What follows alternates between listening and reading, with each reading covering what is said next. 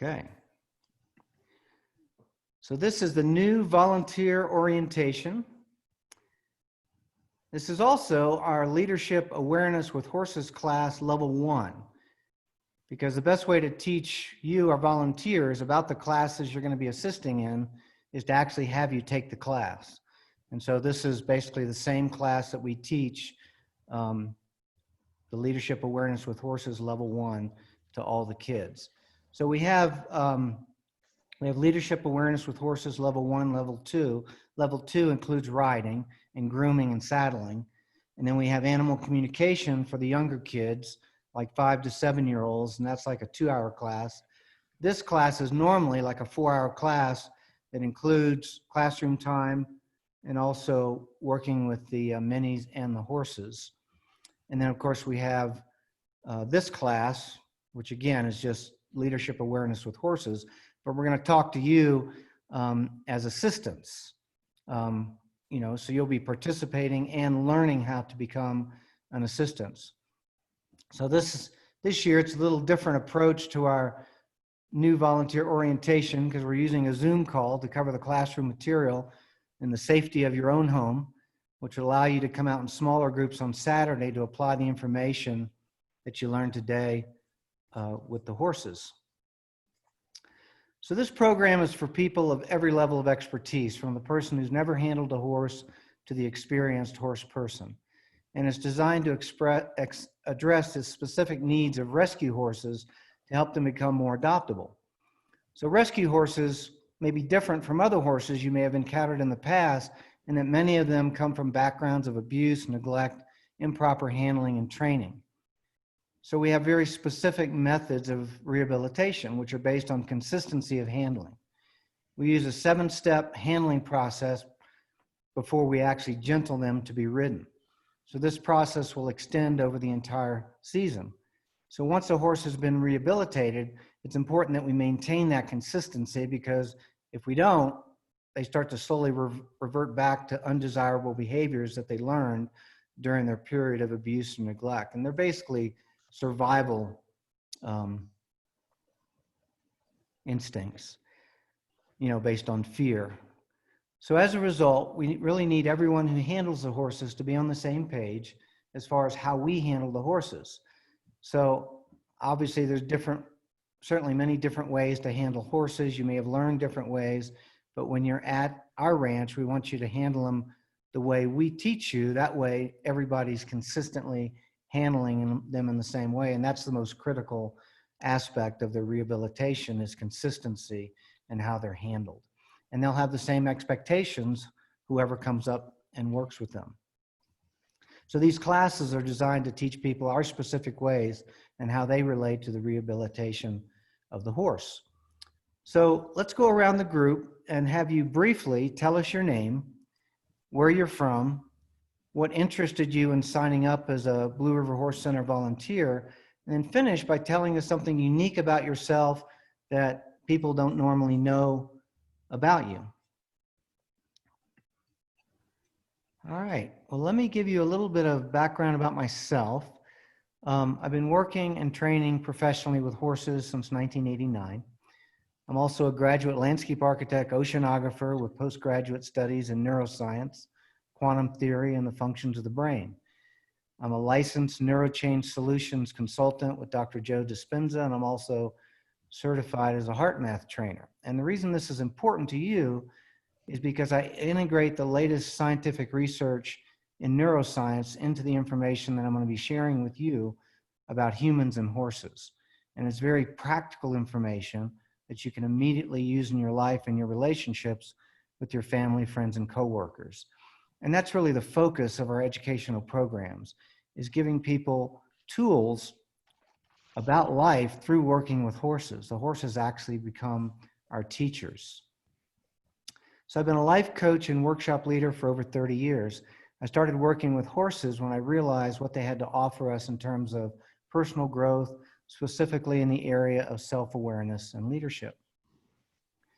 I'll never forget the day I experienced that magical connection with a horse. I was a few years into my studies as a rider, trainer, and equine specialist, and I was working with a horse, developing my own communication skills, like, using a proper seat, legs, voice, and hand signals with my horse. And then without warning, there was this instant where we just became one. There was no separation between us. It's like we became one body, one mind, one spirit. And there really aren't words to describe that experience. It was just magical. And well, what I can describe is what happened to me as a result of that experience.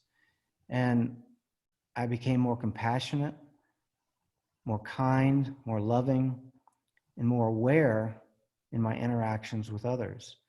And this is what the horses teach us just by being who they naturally are. They teach us sensitivity, energetic communication, compassion, and perhaps most importantly, unconditional love. So I encourage you to be open and receptive to this experience because it can be life-changing. As a life coach and workshop leader, I realize that when you put people and horses together in the right environment, people learn faster and the horses also benefit. So when I started these programs, it made sense to utilize abused and neglected horses to give these animals a purposeful existence. And it helped us humans because it required a greater sensitivity and awareness with the people that were working with them. So we're partnering people with horses for a lot of growth through experiential learning.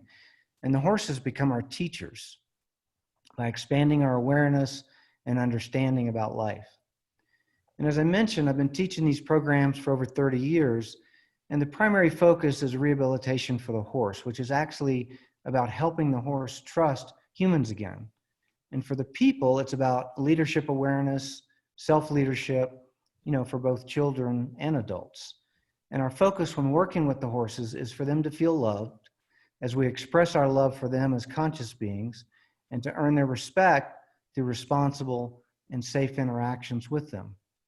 And this is an important process because we don't want them to revert back to any undesirable or unsafe behaviors that'll cause them to end up in the kill yard again, which is where many of these horses came from.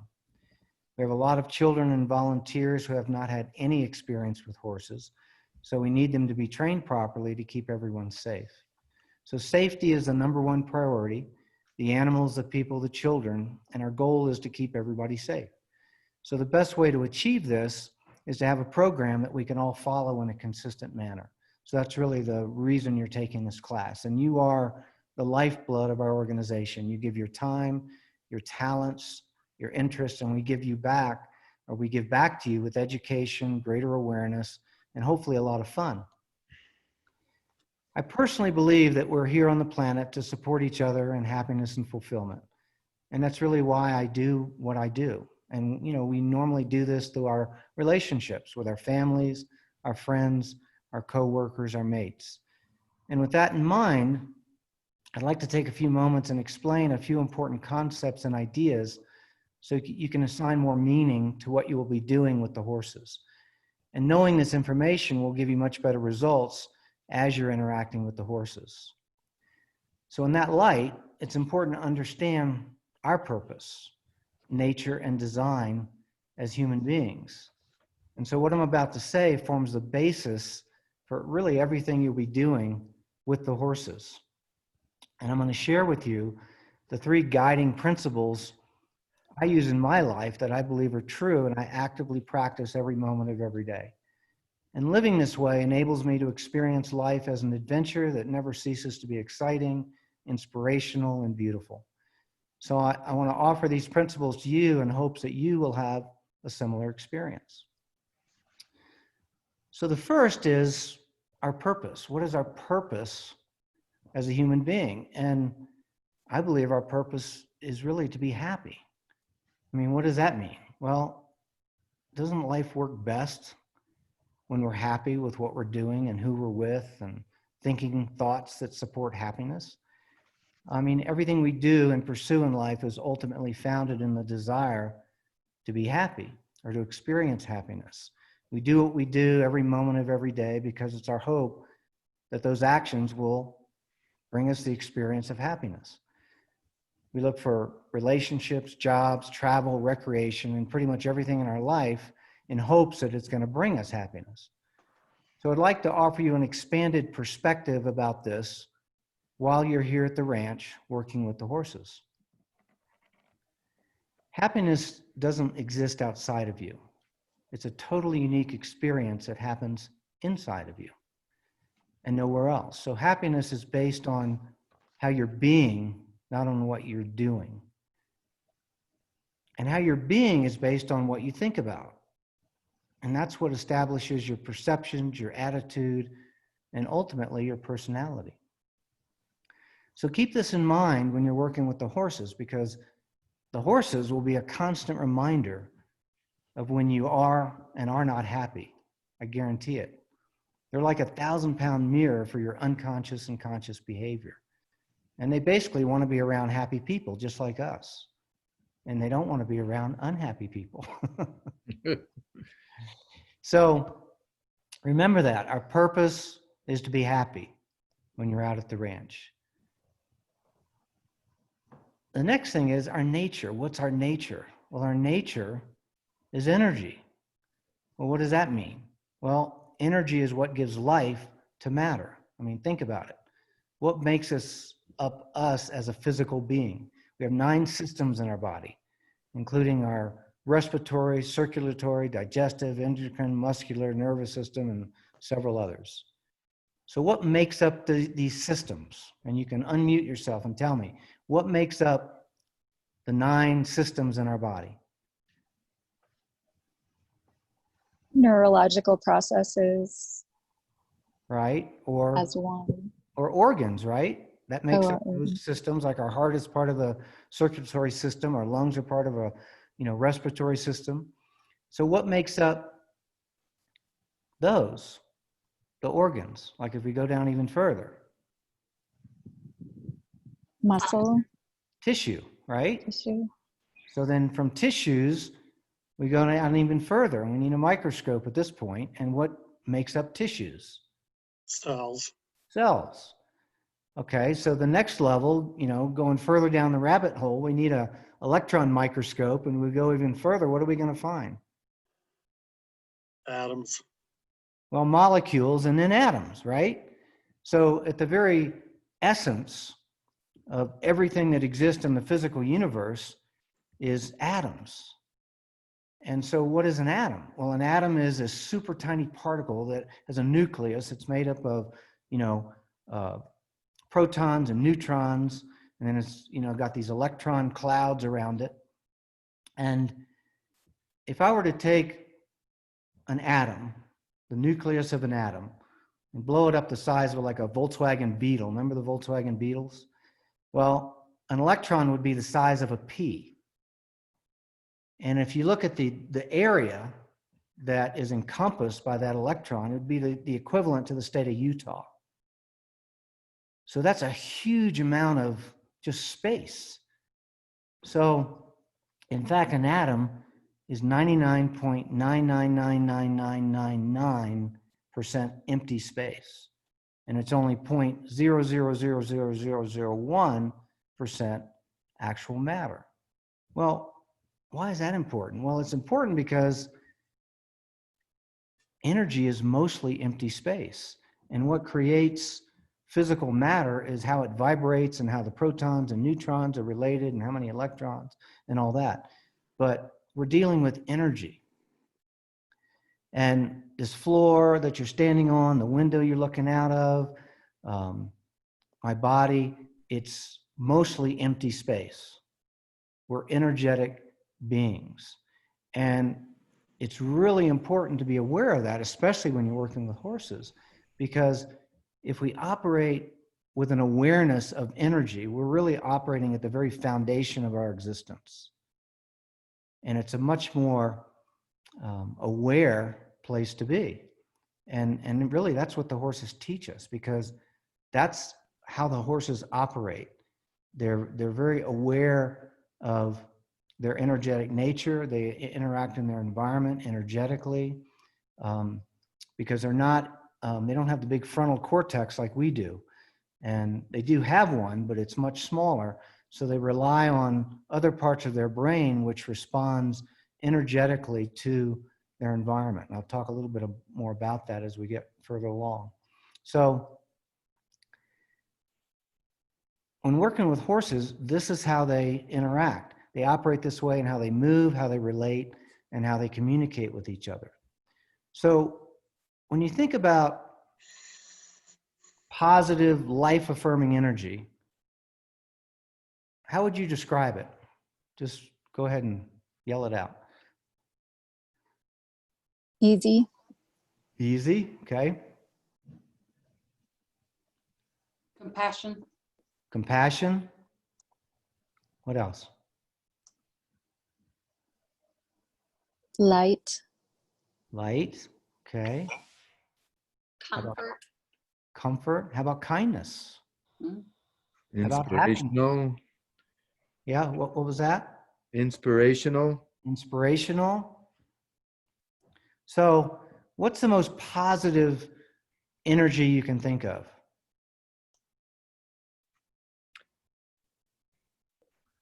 Wow. Compassion comes to mind. Gentleness. Love. Love. I was about to say Juliet said love. Come on, Juliet, you know this one. Love. Yeah, exactly. So the reason we need to be aware of our energy is because this is what the horses respond to, our energy. So when we're thinking about some negative descriptions of our energy, what does that look like? Tension. Tension, Anger. anger, Fear. fear, right? Okay. All right, good.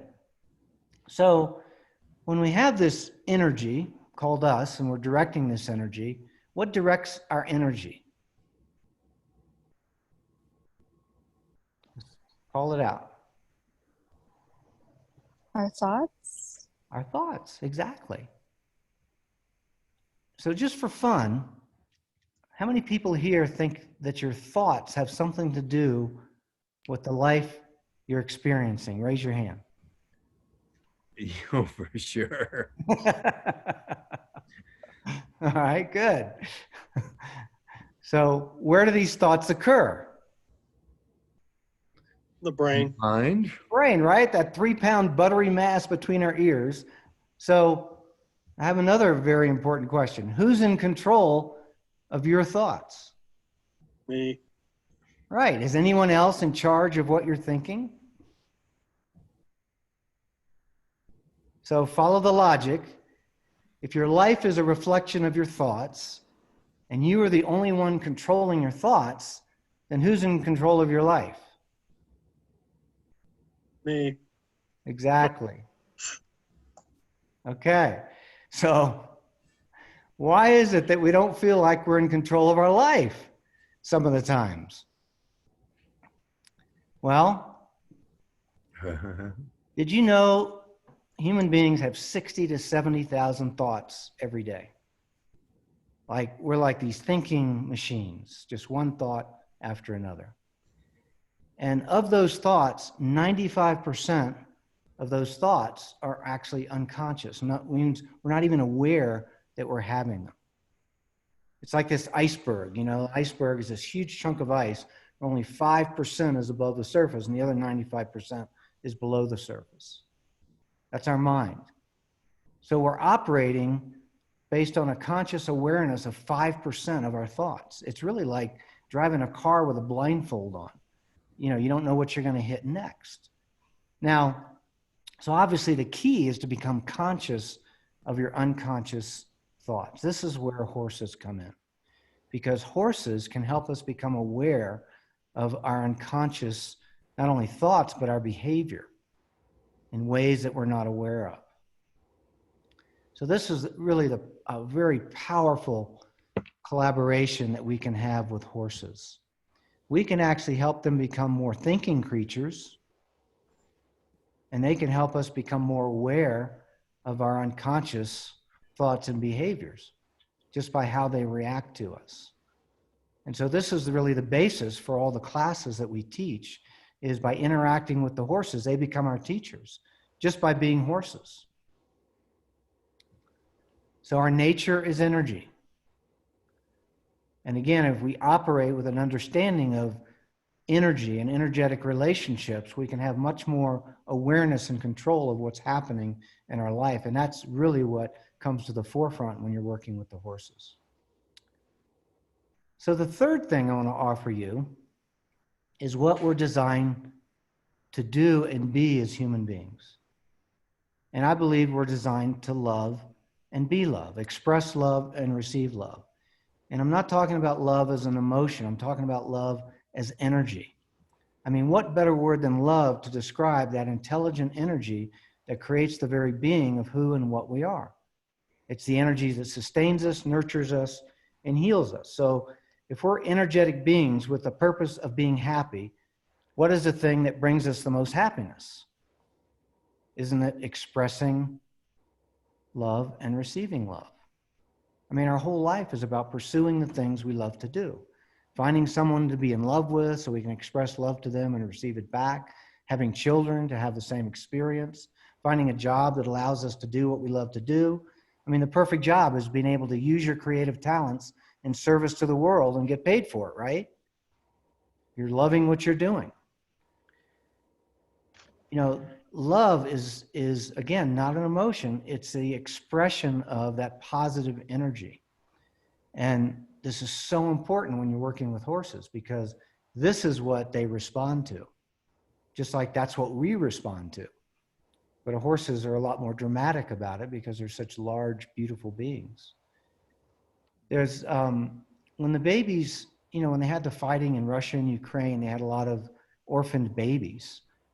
And because their parents were killed in the fighting. And there weren't enough people to handle all the children and give them proper attention. So they put all these babies in these huge orphanages and they got very little interaction, you know, at this critical point of their, you know, from 0 to like 2 years. And their brains didn't develop because they didn't receive the love that's normal in a family relationship. And these children can't live a normal life now because they're actually mentally deficient because they haven't developed the neural networks to live a normal life. And another point, it's been found that at least 40% of felons in the prison system have mental deficiencies due to improper or abusive upbringing during this critical formation of those neural networks in the brain. So there's nothing that's healthier, more fun, and happiness producing than the expression and acceptance of love. And this is what we're designed to do, and the horses know this and practice this. If your energy is good, the horses want to be around you. If it's not, then they'll stay away from you. I mean, the horses actually teach us about happiness, energy, and love. It's pretty cool. Any questions about that?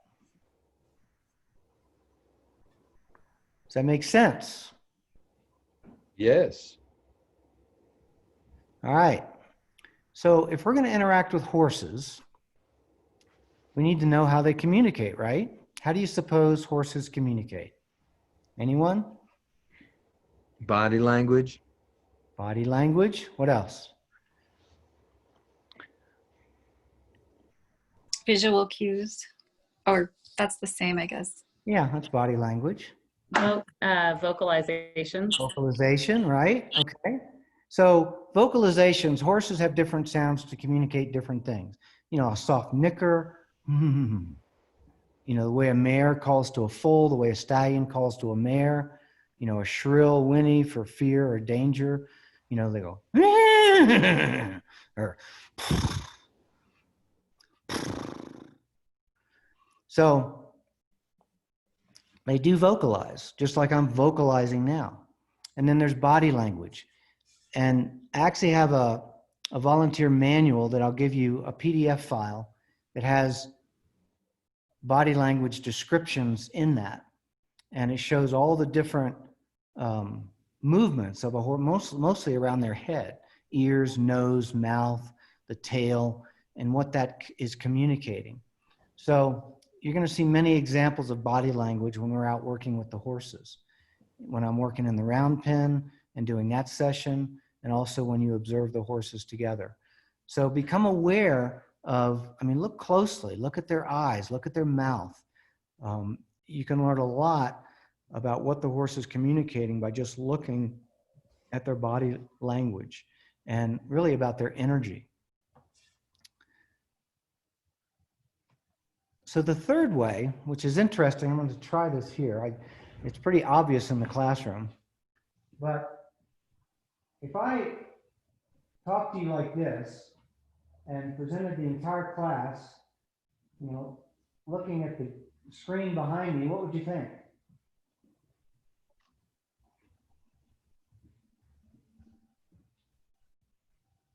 What would you think? You really didn't care. You're Okay. not interested. Because where's my energy going? Away. Right. Where's my energy going now? Towards. How do you know? Because it's eye-to-eye Looking at contact. Right, because it's where I'm looking and where I'm thinking. So that's critical. Remember, your thoughts direct your energy, and your thoughts are directed by where you're looking and where you're thinking. So this is critically important with horses because that's what they're going to respond to. An example of this, you know, I'll have somebody, you know, leading a horse, and it comes up to a gate, and they're trying to get the horse to come through the gate, and the horse just stands there and won't go through the gate. And I'll say, well, where are you looking? Well, I'm looking at the gate. I said, well, look through the gate. And as soon as they look through the gate, the horse walks through the gate because the horse responds to your energy, which is where you're looking and where you're thinking. If you're looking at the gate, thinking of the gate, they're going to think, oh, I need to stop. That's why in these hunter jumper competitions, you see, you know, you're going along and all of a sudden the horse stops right at the jump and the rider keeps going over the gate. Well, I guarantee the rider is looking at the jump. And that's the first thing they teach you in jumping is to look beyond the jump because that's what the horse is going to respond to. So energetic communication, there's no movement, no vocalization, there's just an energetic exchange. You know, if you've ever seen a herd of antelope or impala, a big herd, they're running without any signal, boom, they'll go in a different direction. There's communication going on there. Just like the schools of fish that you see, these huge schools of fish of, you know, thousands of fish moving like one creature. You know, it's not happening through vocalization or body language because they can't even see each other on different ends of that ball of fish, but they're moving in unison. Or the flocks of birds, you know, they call murmuration, the big flocks of starlings back east, where these huge, like big waves moving through the sky. They're not hitting each other, they're not falling out of the sky. So we see this in nature all the time, this energetic communication. And it's not something you can see, touch, or hear, but you can feel it. And that's what's going on. It's this energetic transfer of information. So if you had to put a percentage on how horses communicate, I'd say about 70% of their communications are energetic. There's no body language, there's no sound. There's just this energetic exchange. And then maybe 20% is body language and only 10% is vocalization. So if you have a relationship with a horse and you're missing 70% of what they're telling you, there's obviously going to be a lot of mistaken communication there. So this is, I mean, we're animals. It's the same true for us. You know, we primarily communicate energetically. If you've ever walked into a room after a big argument and the argument's over, and everybody's quiet, what does the room feel like? You can cut the air with a knife, can't you? It's like, whoa, what happened here? By the same token, if you walked into a room right after somebody told a joke and everybody laughed and now everybody's quiet, you walk into the room, how does it feel?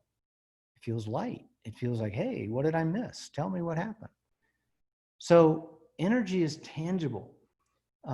It's like electricity, you know? To this day, we don't really know what electricity is, but we've learned to harness it and produce it and do productive things with it. But, you know, energy is tangible, and it's very useful when we develop the neural networks to start being aware of it to being sensitive to what we're feeling. And I encourage you to do this with the horses. You know, a horse is not going to communicate to you verbally if they're sick. In fact, they're going to hide the fact that they're sick because they're prey animals and they don't want to feel weak. So it helps if you can tap into what a horse is feeling. In other words, how are they different than they maybe were the day before? And report to us and let us know. We can keep an eye on the horse, and then we can find out, like, oh, maybe there's, you know, if you've got a mild case of colic or, you know, respiratory problem or, you know, whatever.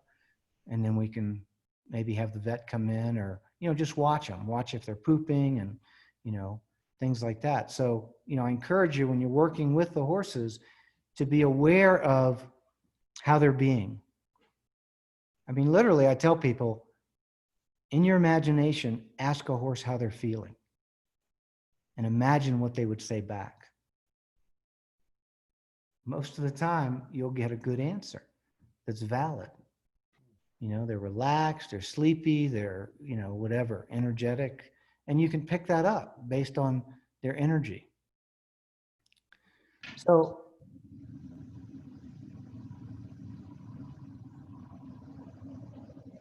this is all happening in our brains. And there's actually a portion of the brain that taps into that energetic relationship. And it's actually the portion of the brain that we share with horses. You know, the limbic part of the brain, the amygdala, where we sense what's happening in our environment. And horses are very tuned into what's happening in their environment. And there's a story I like to tell. When I was out at the ranch, I'm working over there at the shed, and all the horses are out in the pasture, and all of a sudden I look up and they're all lined up shoulder to shoulder looking down towards the bridge. And I'm going, what is going on? I mean, literally, they were lined up in a straight line, shoulder to shoulder, with their heads looking in one direction. And so, okay, I need to obviously check what's going on. So I couldn't really see the bridge from where I was, so I walked down towards the bridge. As soon as I got to the road, I looked down, and there are these big cat tracks with a tail dragging between the legs in the snow, because we had about an inch of snow, and a mountain lion had just come across the bridge and walked up the road. And even though the horses couldn't see it, they felt that change in their environment. You know, a dangerous predator. They felt the energy of that. And certainly if that lion had turned and headed up into their pasture, you know, they would have taken off or responded. But it, you know, it passed, it went up the road, and, you know, everything was fine. And, you know, the lions have probably been using that bridge for 100 years, because they put that in 1909. And of course, cats don't like to get their feet wet. So what are they going to do? Of course, they're going to use bridges if they can. And so we have the mountain lions that go down across there a lot. And the horses sense that. So they're very connected, you know, and that's how they've survived for millions of years, is having that energetic relationship with their environment. They know when danger is around, and they can respond, you know, based on that animal instinct, that portion of the brain. And we have the same ability, but we've kind of lost it. It's like a muscle. If you don't use it, it kind of, you know, gets sloppy or soft. But I guarantee if you're, you know, in New York City and all of a sudden you start walking down a dark alley and the hair on the back of your neck goes up, you're going to listen to it, right? You're probably going to say, I don't think I'm going to head in that direction. And, you know, sure enough, if you go down that way, you probably have a mugger or a gang or somebody down there. So, you know, we all have that ability to sense energetically. So I encourage you to be aware of that when you're working with the horses, because they're very aware. That's why a horse will just all of a sudden just explode, and it looks like for no reason. Well, they may be sensing something that's out of your range of sight or sound. And so we need to be aware of what our horse is feeling at all time, which helps us because it keeps us in the present moment. You know, we can't be thinking about, you know, the project we have at home or the schoolwork we have to get home the next, you know, get done the next day or whatever. You know, we got to be in the present moment with the horse. because that's how they live. They don't live in the past or the future. Humans are kind of interesting in that regard. A lot of times we aren't even aware of the present moment because we're so focused on either the future or concerned about the past. And the neat thing about working with horses is you need to be in the present moment.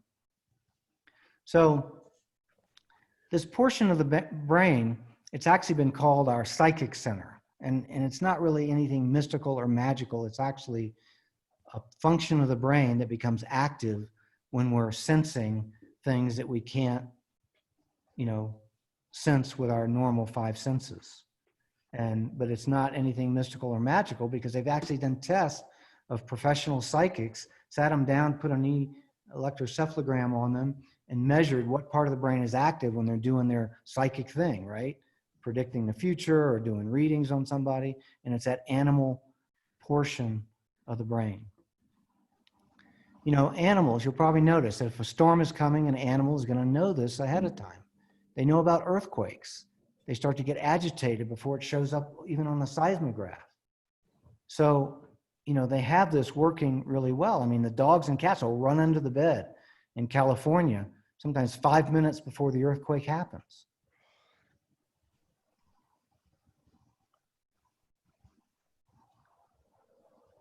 So if you ever heard of horses and something's up, there'll be this understanding that something's up, this energetic exchange. They don't have to move. They don't have to talk about it. They just have to sense and feel it. And there'll be some body language come up, but last resort, vocalization. They'll just sense it and feel it. So keep that in mind, that most of communication is energetic in nature. And it has to do with where you're looking and where you're thinking. So it's very important to be aware of your thoughts and what you're doing with those thoughts, because that's what's directing and communicating the energy that makes up who you are. Make sense? Now, have you ever seen Cesar Millan, the dog guy? He's on National Geographic Channel. He'll go into a house and there's this dog that's like ballistic, just jumping on tables, ripping off food off the table, and the people are cowering in the corner, because of this crazy dog. And within 5 minutes, he'll have that dog sitting next to him in a sit-stay, and the dog's looking up at him like, okay, what do I do next? And he says, it's all about energy and how he directs his energy with the dog, because that's what the dog is responding to. It's the same way with the horses. And we do the same thing. We're just not as aware of it. But start thinking about how you respond to different people based on their energy and how you interact with that energy. Because we definitely are attracted to people with energies that are complementary to our energy. And we avoid people who aren't complementary to our energy. Like being around an angry person. We usually try to avoid that because it's uncomfortable. It makes us uncomfortable. We like to be around happy people. Horses are the same way. They want to be around happy creatures because that's safe and feels right. Any questions about that?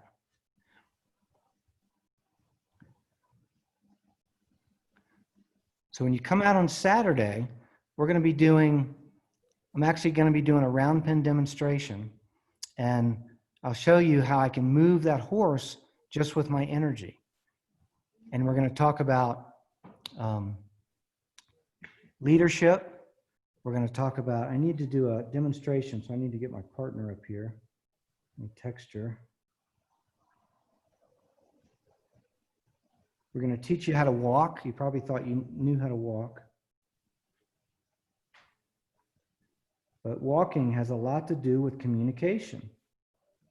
And when you walk up to a horse, it's like they got Star Trek scanners. They're going to look at you in the first 30 seconds.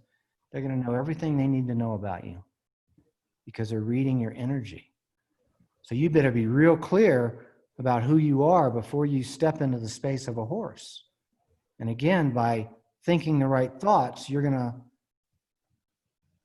communicate the right energy with those horses. and it's all about leadership. You know, we've had relationships with horses that we know of for 15,000 years. You know, in ancient times, our partnership with horses enabled us to explore, conquer new territory.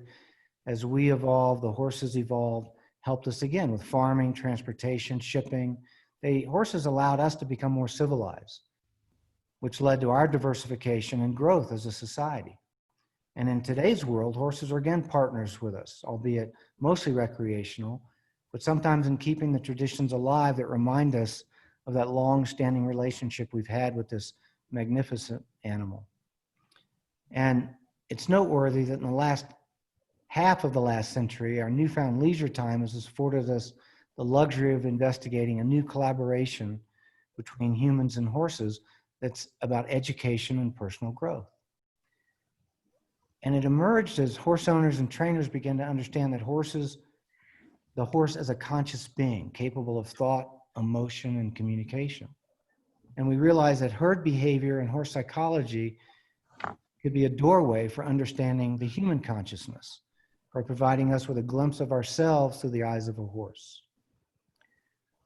So the last thing we want to be aware of is the difference between horses and us. I mean, we're animals, they're animals.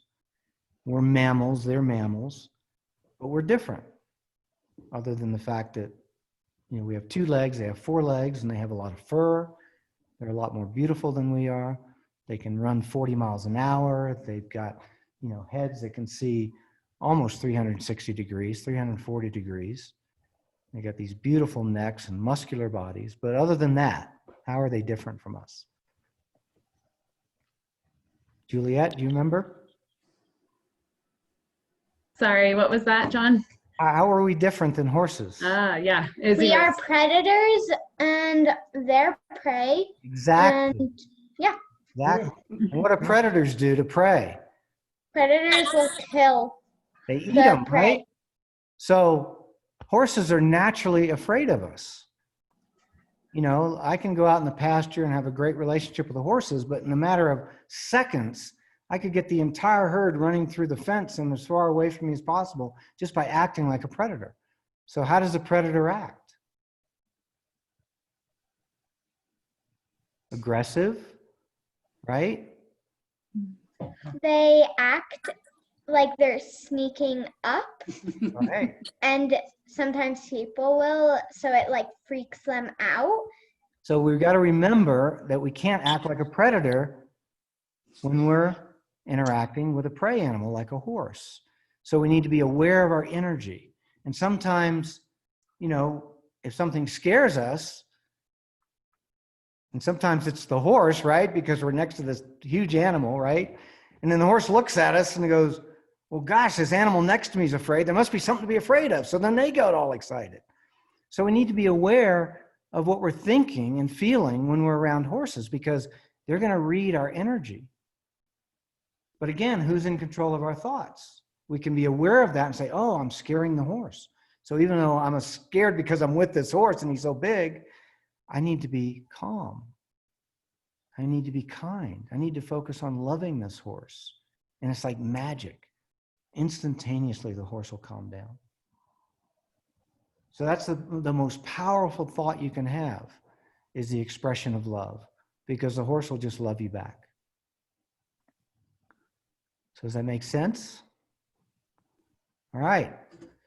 Are there any questions? So that concludes our class portion, and we'll be going over a walking exercise and something that I was going to demonstrate, but my partner is not around, is find your partner and do an exercise where you're going to test their strength. So you're going to stand face to face, arm's length, and you're going to have one person standing across from you. You're going to have them feet shoulder width apart, knees slightly bent, smile and have them look you in the eye. And then you're going to lightly touch on their shoulders and just push on them to see how strong they are. And they're probably going to feel pretty solid. And then have them look at the sky and then push the same amount and see what happens. And then have them look at the ground and push them again and see what happens. And then have them look you in the eye, straight in the eye, feet shoulder width apart, slightly bent, smile, and push on them again. And you'll see a difference in their strength. So try that, because I want you to be aware of how your thoughts affect your energy. Because again, you're energetic beings, and you will feel what it's like to get strong, get weak. And another interesting thing is have them think a sad thought or a negative thought, and actually physically have them frown, and then push on. And then have them get happy again and feel the difference between their physical strength when they do those two things. So do that exercise before your Saturday class, and then we'll do a walking exercise at the ranch. I'll do a leadership demonstration in the round pen. But when you come out, we need to comply with all of the Summit County health guidelines, which include you need to have a face mask, you need to wear gloves. Don't come out if you have any symptoms of any type of, cold symptoms, or you're running a fever, or, just be diligent about when you come out. Make sure that you feel healthy, you feel good, and your body doesn't feel off in any way in terms of, having sinus, cold, sore throat, or any of those types of symptoms. All right, any questions? We can open it up to questions right now. I have a question about boots. Is the property pretty muddy right now, or which type of It's boots? not very muddy. It dries out really quick, but I recommend leather heeled boots. Obviously, if you get stepped on by a horse, a tennis shoe, definitely no sandals. Tennis shoes offer no protection at all. Leather boots. The next level would be hiking boots. They're a little stiffer because they have that rubber toe. If you don't use leather boots, eventually, if you're going to ride, obviously a heeled boot is required. But yeah, and I would bring sunscreen. You can bring snacks and water bottles, things like that. Does that help? Thanks. Anybody else? Let's just do a quick check-in. Where are you at? What did you learn? Mary Ann? I think the biggest thing is the emotion that you send to the horse for communication. I always knew they were sensitive, but my horse helped me get through. I'm a widow, and they are very cathartic in helping you when you have a sensitive situation. It just helps you get over that sadness and compassion. They show you compassion. They do. So I'm looking forward to spending time with them. Cool. Therese, how about you? So I think I relate particularly to the fact that the importance of the energy and the relationship to the horse and how much they feed off your mood, your thoughts, your expressions on your face, and how important that is in being able to have success working with any animal, particularly a horse. And that having worked with you a little bit in the past, watching you in the round pen and seeing how effective that is and how ineffective it is when you're not doing it correctly, and how unsuccessful you can be until you get it. To me, that's really fascinating, learning how to channel all that into working more successfully with the animal. Great. Thank you. Greg, how about you? What'd you learn? Well, I think the energy aspect's really interesting, as far as the fear, and because I was out there today, and one of the horses kind of stood there just waiting to see if I was going to come over and say hi, which I did. But, you could tell that, you know, it was a little apprehensive on both of us' part, I would say. You know, I wasn't sure if, you know, he obviously had some injuries and things like that, which I didn't want to touch and stuff. And so you kind of just were, I was just really careful around him, you know. Yeah. I'm sure he sensed that, you know. Yeah.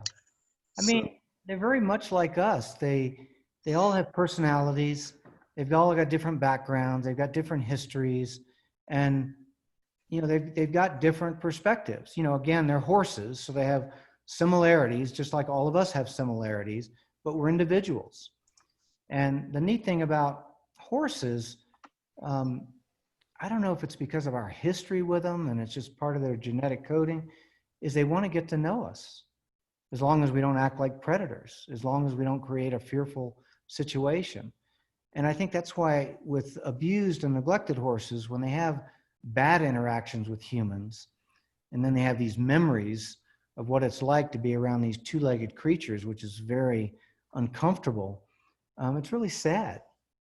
And it's really enjoyable, you know, to have the opportunity to bring them back from the brink, so to speak, and really give them a purposeful life, you know, one based on love and connection, you know, rather than use and abuse, you know. Thanks, Greg. Pete, how about you? Did you learn anything? Yeah, maybe some different terminology, but applying the concept of energy with when I work with horses, visualizing what I wanted them to do. So I think it's a little bit understanding that the energy is what would help me visualize their movements and where I want them to go and what I was communicating to them. That helped me equate those two together. Yeah. Yeah, because that's what they're reading. You know, they don't speak English or Spanish, but they do speak energy. Dana.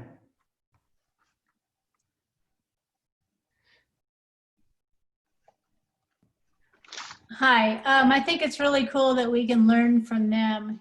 You know, you just get used to just thinking they're out there in the field, but they have a lot to offer, just as we have a lot to offer them if we can connect. So that's an exciting way to think about it. Cool. All right, thank you. Yeah, just a minute. Jay and Kelsey.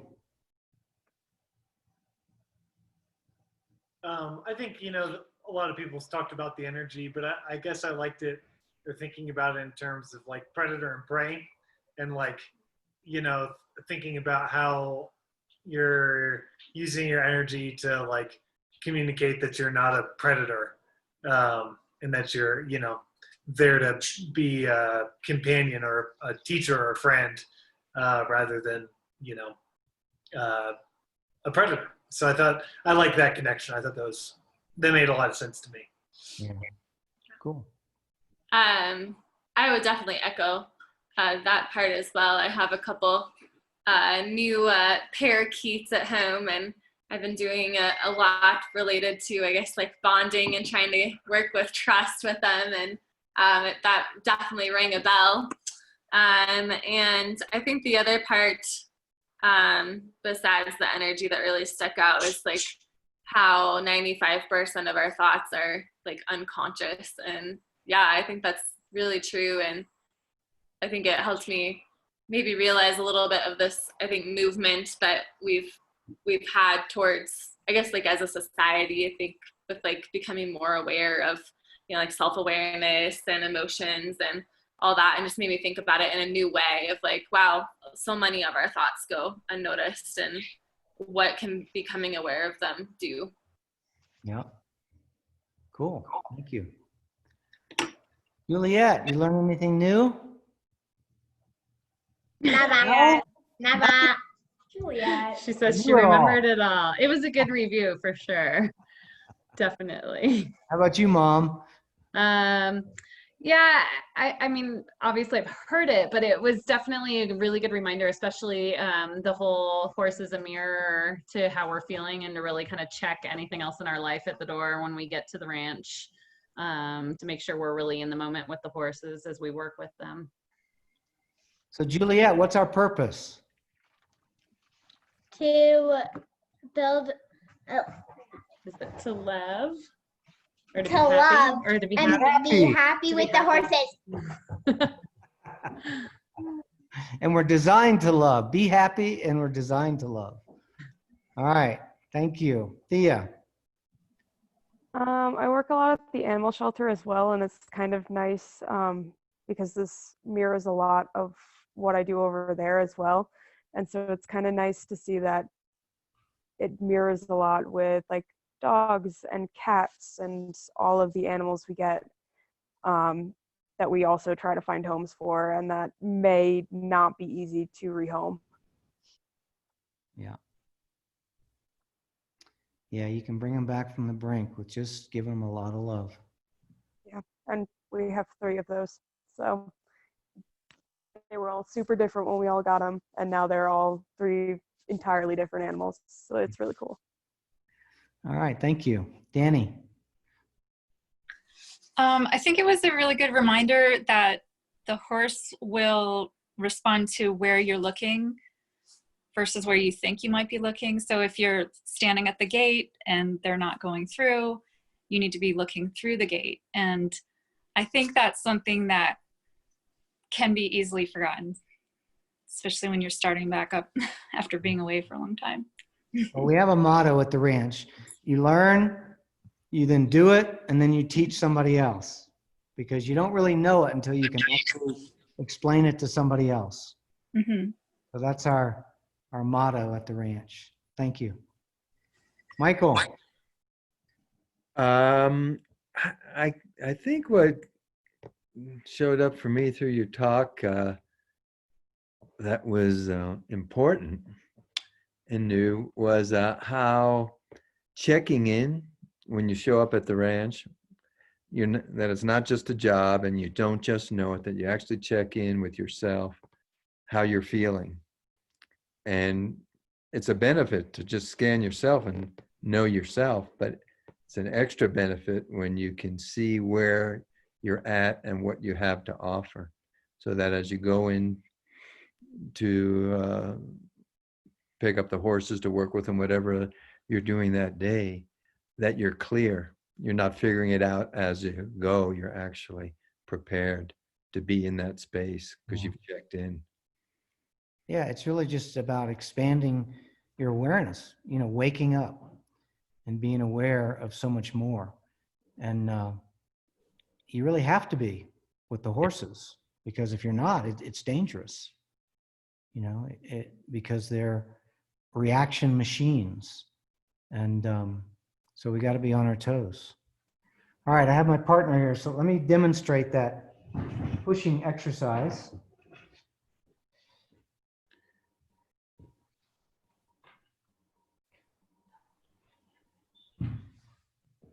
All right, this is Anana. Say hello. Okay, so I'm standing, arm's length.